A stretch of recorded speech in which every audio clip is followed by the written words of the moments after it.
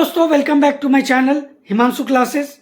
दोस्तों, आज मैं चर्चा प्रधान शिक्षकों की ही करूंगा और प्रधान शिक्षकों की चर्चा इसलिए जरूरी हो जा रही है क्योंकि आज के समय में सबसे ज्यादा जो समस्याओं से घिरे हुए हैं वो प्रधान शिक्षक ही है। एक एक करके मैं सभी बिंदुओं को आपके बीच में रखूंगा और फिर उस पर चर्चा करूंगा और ये भी मैं आपको बताऊंगा कि कैसे इसका निराकरण प्रधान शिक्षक खुद भी कर सकते हैं। दोस्तों, इसमें पहला जो बिंदु है कि प्रधान शिक्षकों का एरियर भुगतान में क्या हो रही है समस्या। अभी तक दोस्तों प्रधान शिक्षकों को विशिष्ट शिक्षक के रूप में, विद्यालय अध्यापक के रूप में जो उन्होंने कार्य किया है और जिस आधार पर विशिष्ट शिक्षक और विद्यालय अध्यापकों को वेतन संरक्षण का लाभ मिला है, उसका एरियर विशिष्ट शिक्षकों को तो मिल चुका है, लेकिन विशिष्ट से जो प्रधान शिक्षक बने हैं उनको अभी तक इनसे वंचित रहना पड़ा है। आखिर क्या समस्या हो रही है, इस पर चर्चा करूंगा। दूसरा, जितनी समस्याएं उत्पन्न हो रही है दोस्तों, प्रधान शिक्षकों के मन में ये भी विचार उत्पन्न हो रहे हैं कि क्या एरियर उन्हें प्राप्त नहीं होगा। वो प्रधान शिक्षक बनकर के क्या इतना बड़ा गुनाह कर दिए। साथ ही साथ वेतन संरक्षण किस आधार पर मिलेगा, इस पर भी चर्चा करूंगा। और सबसे बड़ी बात कि क्या करना होगा सभी प्रधान शिक्षकों को इन सभी समस्याओं के निराकरण हेतु। दोस्तों, बहुत ही महत्वपूर्ण वीडियो है, आपको पूरा वीडियो देखना चाहिए, समझना चाहिए। चैनल पर नए हैं या अभी तक चैनल को सब्सक्राइब नहीं किया है तो चैनल को सब्सक्राइब भी कर लेंगे। तो चलिए सबसे पहले बिंदु पर आते हैं कि प्रधान शिक्षकों का एरियर भुगतान में क्या हो रही है बड़ी समस्या। तो देखिए, विशिष्ट शिक्षक और विद्यालय अध्यापक के रूप में जो प्रधान शिक्षकों ने कार्य किया है उसका एरियर का भुगतान अभी तक उन्हें नहीं हुआ है। वहीं विशिष्ट शिक्षकों को एरियर का भुगतान हो चुका है।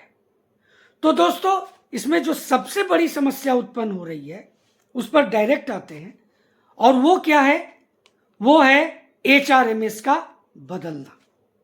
क्योंकि ये विद्यालय अध्यापक, विशिष्ट शिक्षक का जो एचआरएमएस था और जब ये प्रधान शिक्षक बने तो दोनों के एचआरएमएस में फर्क हो गया।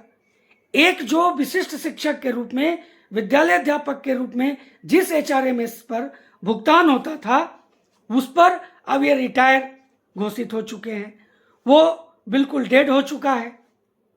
और इनका एरियर का भुगतान, जैसे विशिष्ट शिक्षकों का एरियर का भुगतान होना आसान हुआ क्योंकि उनका एचआरएमएस में कोई परिवर्तन नहीं हुआ, लेकिन यही विद्यालय अध्यापकों का जो एचआरएमएस था वो बदल गया है। अब नए एचआरएमएस पर पुराने एचआरएमएस का जो एरियर है उसको प्राप्त करने में समस्याएं उत्पन्न हो रही है, देने में समस्या उत्पन्न हो रही है, टेक्निकल इशू आ रहे हैं। इस पर कुछ जिलों में प्रधान शिक्षकों का जो शिष्टमंडल है वो जाकर के जब अपने पदाधिकारियों से मिला तो उन्होंने ये बातें रखी और इसके लिए उन्होंने दोस्तों सभी प्रधान शिक्षकों को आश्वस्त भी किया है कि हम लोग विभाग से मार्गदर्शन मांग रहे हैं, उस मार्गदर्शन के आधार पर आपका एरियर का भुगतान होगा। ये सोचना कि एरियर का भुगतान नहीं होगा ये गलत है, एरियर का भुगतान तो होगा ही। अब दोस्तों बात करते हैं वेतन संरक्षण को लेकर के। इस पर लगभग बातें हो चुकी है और हो सकता है कि जो मार्च का पेमेंट आए या फिर अप्रैल से इसकी शुरुआत हो भी जा सकती है। जो अभी फिलहाल जो बातें सामने आई है कि जो एरियर का भुगतान होगा वो विशिष्ट शिक्षकों के अनुरूप ही होगा, क्योंकि प्रधान शिक्षकों का कोई अपना पे स्ट्रक्चर नहीं है। इसलिए यहां पर भी समस्या हो रही है कि प्रधान शिक्षकों का एक पे स्ट्रक्चर बनाया जाए, उसके आधार पर इन्हें वेतन संरक्षण का लाभ दिया जाए। लेकिन अभी यही है कि जो वेतन संरक्षण का लाभ मिलेगा वो एज ए विशिष्ट शिक्षक के रूप में, विद्यालय अध्यापक के रूप में जो उन्होंने कार्य किया है, या जो उनका उस आधार पर जो वेतन बन रहा था, उसी आधार पर प्रधान शिक्षक के रूप में भी उनका वेतन प्राप्त हो सकता है। ये पूरी संभावना है और ऐसा उम्मीद भी जताई जा रही है। उसके बाद दोस्तों क्या करना होगा प्रधान शिक्षकों को, इस पर भी चर्चा जरूरी है। तो इसके लिए दोस्तों सबसे पहले सभी प्रधान शिक्षकों को विभाग के पास एक पत्र देना होगा, जिस पत्र में इन सभी समस्याओं से अवगत कराना होगा कि अब कब तक उन्हें अपने एरियर के लिए इंतजार करना होगा। अगर इस तरह की समस्या जो मैंने वीडियो की शुरुआत में आपके बीच में कही अगर आ रही है तो इसका निराकरण जल्द से जल्द किया जाए।